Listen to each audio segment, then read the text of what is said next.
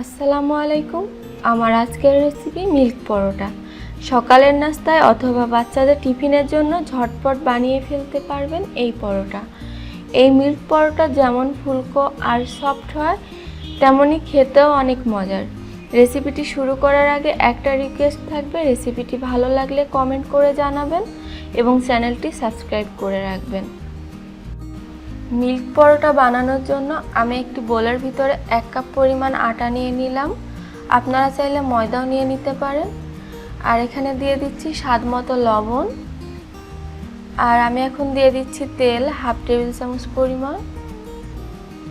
তেলটা দেওয়ার পরে আমি ভালোভাবে তেলটাকে আটার সাথে মিক্স করে নিব,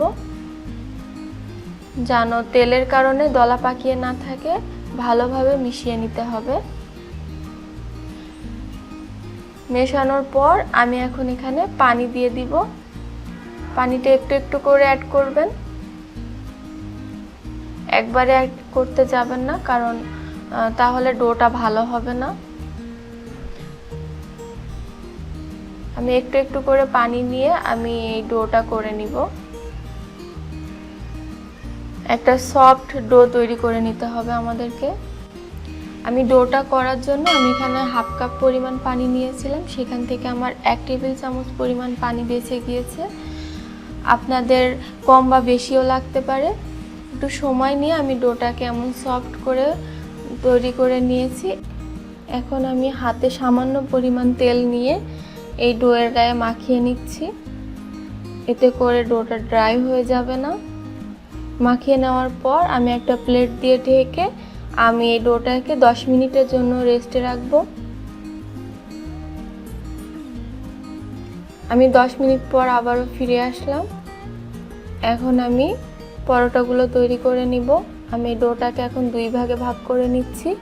আপনারা চাইলে 3টাও করতে পারেন, কিন্তু এই তুলনামূলক এই পরোটাগুলো একটু মোটা মোটা হয়।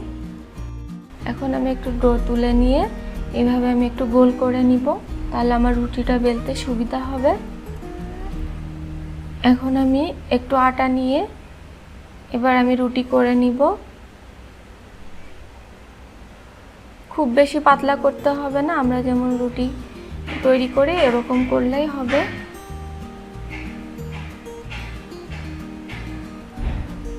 ভিডিওটা আপনারা পুরোপুরি দেখবেন, তাহলে বুঝতে পারবেন। দেখুন আমি রুটিটা বেলে নিয়েছি। এখন আমি এর উপরে তেল দিয়ে দিব। আপনারা চাইলে কিন্তু এখানে ঘিও দিতে পারেন। তেলটা দিয়ে আমি একটু হাত দিয়ে চারপাশে লাগিয়ে নিব। আর এখন আমি দিয়ে দিচ্ছি গুঁড়া দুধ 2.5 টেবিল চামচের মতো। আপনারা চাইলে 2 চামচ বা 3 চামচও দিতে পারেন। গুঁড়া দুধটা দেওয়ার পর আমি একটু চারপাশে ছড়িয়ে নিব। চারপাশে ছড়িয়ে নেওয়া হয়ে গেছে। এখন আমি এর ভিতরে দিয়ে দিব চিনি। আমি 2 টেবিল চামচ পরিমাণ চিনি নিয়েছি, আর চিনিটাকে আমি গুঁড়া করে নিয়েছি। গুঁড়া করে নেওয়ার চেষ্টা করবেন, তাহলে পরোটাটা ফেটে যাবে না। আমি আবারও একটু চারপাশে ছড়িয়ে দিচ্ছি।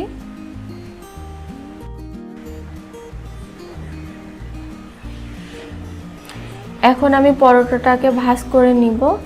স্কোয়ার শেপ পরোটা যেভাবে আমরা ভাঁজ করি ঠিক সেমন করে ভাঁজ করে নিব। আপনারা একটু লক্ষ্য করলে বুঝতে পারবেন।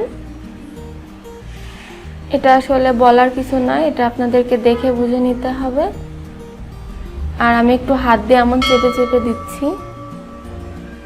কাজটা একটু সাবধানে করলেই হবে। ব্যাস, আমার ভাঁজটা দেওয়া হয়ে গেল। আমি এখন এই পরোটাটাকে বেলে নিব। তার জন্য সামান্য পরিমাণ আটা নিয়ে আমি একটু এই পরোটাটা হাত দিয়ে একটু সমান করে দিচ্ছি, যেন চিনি আর দুধটা চারপাশে ভালোভাবে ছড়িয়ে যায়। দেখুন হয়ে গেছে। এখন আমি আলতো হাতে এই পরোটাটাকে বেলে নিব। বেশি চাপ দিব না, তাহলে এই পরোটা ফুটা হয়ে যাবে। পরোটাটা বেলা হয়ে গেছে, আর এর পুরুত্বটা এরকমই থাকবে। এখন আমি ভাজতে চলে যাব। আমি চুলায় একটা প্যান বসিয়ে নিয়ে একটু হিট করে নিয়েছি, আর এখন আমি পরোটাটা দিয়ে দিলাম। দেওয়ার পর আমি এখন 30 সেকেন্ড অপেক্ষা করব, তারপরে আমি পরোটাটাকে উল্টিয়ে দিব। দেখুন উল্টিয়ে দিয়েছি, আপনারা চাইলে কিন্তু নিচটা একটু দেখেও নিতে পারেন। এবার আমি আবারও 30 সেকেন্ড পর আবার উল্টিয়ে দিচ্ছি।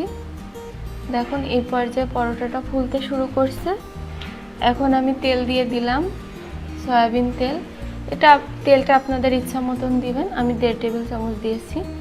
এখন চারপাশ দিয়ে একটুখানি চাপ দিতে হবে, আর এটা এমনি এমনি ফুলতে থাকবে। এখন এটাকে আমি উল্টিয়ে পাল্টিয়ে একটু কালার করে আমি নামিয়ে নিব। এই পরোটাটা খেতে কিন্তু অনেক মজা লাগে, আর এটা অনেক সফট হয়। দেখুন অনেক সুন্দর একটা কালার চলে এসেছে পরোটার ভিতরে। আর এখন আমি এটাকে নামিয়ে নিচ্ছি। এই পরোটাটা অবশ্যই বাসায় আপনারা ট্রাই করবেন। আর ভিডিও ভালো লেগে থাকলে আমার ভিডিওতে একটা লাইক দিবেন। আপনাদের একটা লাইক কিন্তু আমাকে অনেক উৎসাহিত করে। তো আজকে আমি এখানেই বিদায় নিচ্ছি। ভালো থাকবেন, সুস্থ থাকবেন। আল্লাহ হাফেজ।